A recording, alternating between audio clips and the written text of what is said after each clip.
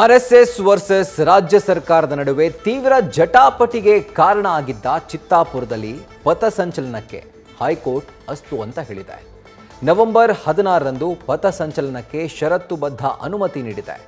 ಸುವ್ಯವಸ್ಥೆಯ ಕಾರಣ ನೀಡಿ ವಿರೋಧಿಸಿದ್ದ ರಾಜ್ಯ ಸರ್ಕಾರಕ್ಕೆ ಹಿನ್ನಡೆಯಾಗಿದ್ದು ಸಂಘ ಪರಿವಾರದಲ್ಲಿ ಉತ್ಸಾಹ ಮೂಡಿಸಿದೆ.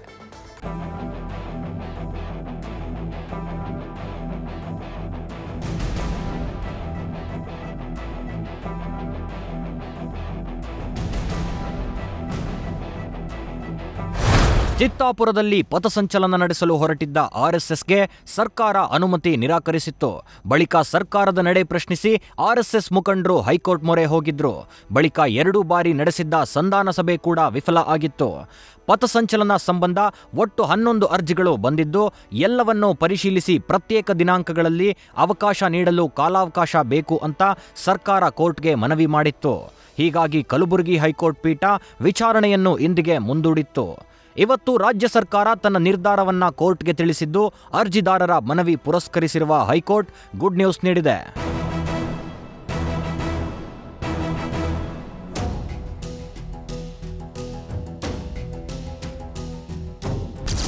ಚಿತ್ತಾಪುರದಲ್ಲಿ ಆರ್ಎಸ್ಎಸ್ ಪಥಸಂಚಲನಕ್ಕೆ ಗ್ರೀನ್ ಸಿಗ್ನಲ್.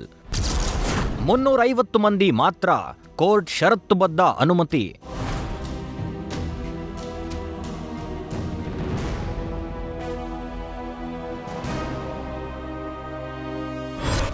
ಕೊನೆಗೂ ಚಿತ್ತಾಪುರದಲ್ಲಿ ಆರ್ಎಸ್ಎಸ್ ಪಥಸಂಚಲನಕ್ಕೆ ಕಲಬುರಗಿ ಹೈಕೋರ್ಟ್ ಹಸಿರು ನಿಶಾನೆ ತೋರಿಸಿದೆ.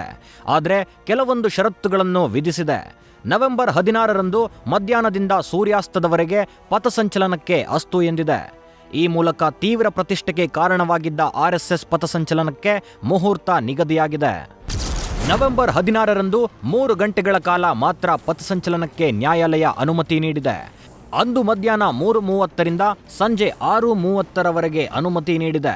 300 ಗಣವೇಷಧಾರಿಗಳು ಹಾಗೂ 50 ಮಂದಿ ಘೋಷ್ ವೃಂದ ಸೇರಿ ಒಟ್ಟು 350 ಮಂದಿ ಮಾತ್ರ ಭಾಗವಹಿಸಲು ಅವಕಾಶ ನೀಡಿದೆ. ಆದರೆ ಬ್ಯಾಂಡ್ ಮೆರವಣಿಗೆ ಇರುತ್ತೆ, ಸಿಬ್ಬಂದಿ ಹೆಚ್ಚಿಗೆ ಇರ್ತಾರೆ. ಹೀಗಾಗಿ 600 ಮಂದಿ ಭಾಗಿಯಾಗಲು ಅವಕಾಶ ನೀಡಬೇಕು ಅಂತ ಆರ್ಎಸ್ಎಸ್ ಮನವಿ ಮಾಡಿತ್ತು. ಆದರೆ 350 ಮಂದಿಗೆ ಅವಕಾಶ ನೀಡಿ ಕಲಬುರಗಿ ಹೈಕೋರ್ಟ್ ನ್ಯಾಯಮೂರ್ತಿ ಎಂಜಿಎಸ್ ಕಮಲ್ ಏಕಸದಸ್ಯ ಪೀಠ ಮಹತ್ವದ ಆದೇಶ ನೀಡಿದೆ.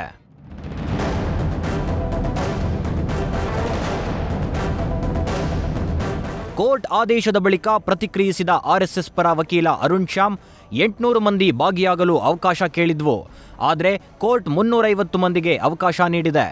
ಎಷ್ಟು ಮಂದಿಗೆ ಅವಕಾಶ ಸಿಕ್ಕಿದೆ ಅನ್ನೋದು ಮುಖ್ಯವಲ್ಲ, ನಮಗೆ ಪಥಸಂಚಲನಕ್ಕೆ ಅವಕಾಶ ನೀಡಿರೋದು ಖುಷಿ ತಂದಿದೆ ಎಂದಿದ್ದಾರೆ.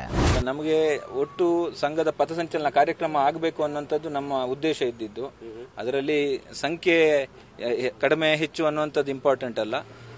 ಹಾಗಾಗಿ ನಮಗೆ ಈಗೇನು ಸರ್ಕಾರ ಮಾಡಿದೆ ಅಥವಾ ಕೋರ್ಟ್ ಆದೇಶ ಇವತ್ತು ಮಾಡಿಕೊಟ್ಟಿದೆ, ಅದರಲ್ಲಿ ನಮಗೆ ಸಂಪೂರ್ಣ ನಂಬಿಕೆ, ಭರವಸೆ, ವಿಶ್ವಾಸ ಹಾಗೂ ನಾವು ಅದನ್ನ ಸ್ವಾಗತಿಸ್ತೇವೆ. ಕೋರ್ಟ್ ಇದನ್ನ ನೀವೇ ಬಗೆಹರಿಸಿಕೊಂಡು ಬನ್ನಿ ಅಂತ ಒಂದು ಸಜೆಷನ್ ಕೊಟ್ಟಾಗ ನಮಗೆಲ್ಲರಿಗೂ ಒಂದು ಜವಾಬ್ದಾರಿ, ಒಂದು ಕರ್ತವ್ಯ ಇರ್ತದೆ. ಒಂದು ಕೂತು ಅಕ್ರಾಸ್ ದ ಟೇಬಲ್ ಏನು ಕೂತು ಅಥವಾ ಒಂದು ಶಾಂತಿ ಸಭೆಯಲ್ಲಿ ಭಾಗವಹಿಸಿ ಸೌಹಾರ್ದತೆಯಾಗಿ ಅದನ್ನ ಬಗೆಹರಿಸುವಂತ ಜವಾಬ್ದಾರಿ ಇರ್ತದೆ.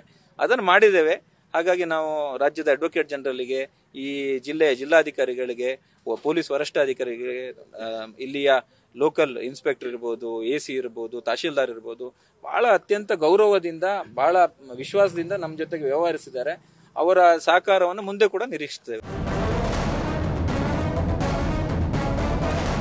ಇನ್ನು ಕಲಬುರಗಿ ಹೈಕೋರ್ಟ್ ತೀರ್ಪಿನಿಂದ ಸಂಘ ಪರಿವಾರದಲ್ಲಿ ಹರ್ಷದ ಹೊನಲು ಹರಿದಿದೆ. ಕೋರ್ಟ್ ಆದೇಶದ ಪ್ರಕಾರ ನವೆಂಬರ್ 16ರಂದು ಪಥಸಂಚಲನಕ್ಕೆ ಸಜ್ಜಾಗುತ್ತಿದೆ. ವಿಚಾರಣೆನೇ ಹೇಳ್ಬೋದು ನಾವು ಅಷ್ಟೇ. ಇವ್ಯಾವುದು ಕೋರ್ಟಿನ ವ್ಯಾಪ್ತಿಗೆ ಯಾವ ವಿಷಯ ಬಂದಿಲ್ಲ. ಹೀಗಾಗಿ ಜಿಲ್ಲಾ ಆಡಳಿತ ಅದನ್ನು ನೋಡ್ಕೊಳ್ತದೆ.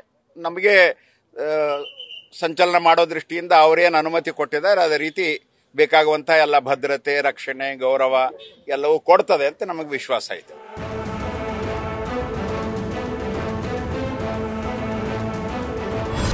ಒಟ್ಟಾರೆ ರಾಜ್ಯ ಸರ್ಕಾರದ ವಿರುದ್ಧ ಸಂಘ ಪರಿವಾರ ನಡೆಸಿದ್ದ ಕಾನೂನು ಹೋರಾಟಕ್ಕೆ ಜಯ ಸಿಕ್ಕಂತಾಗಿದೆ. ತೀವ್ರ ಜಟಾಪಟಿ ಹಾಗೂ ವಾಗ್ಯುದ್ಧಕ್ಕೆ ಕಾರಣವಾಗಿದ್ದ ಪಥಸಂಚಲನ ರಾಜಕೀಯ ಸಂಚಲನಕ್ಕೂ ಕಾರಣ ಆಗಿತ್ತು. ಇದೀಗ ಹೈಕೋರ್ಟ್ ತೀರ್ಪು ಸಂಘರ್ಷಕ್ಕೆ ತೆರೆ ಎಳೆದಂತಾಗಿದೆ. Bajrangi, news first, Kalaburagi. News first. ನಿರ್ಭೀತಿಯಿಂದ ನಿಮ್ಮ ಪರವಾಗಿ.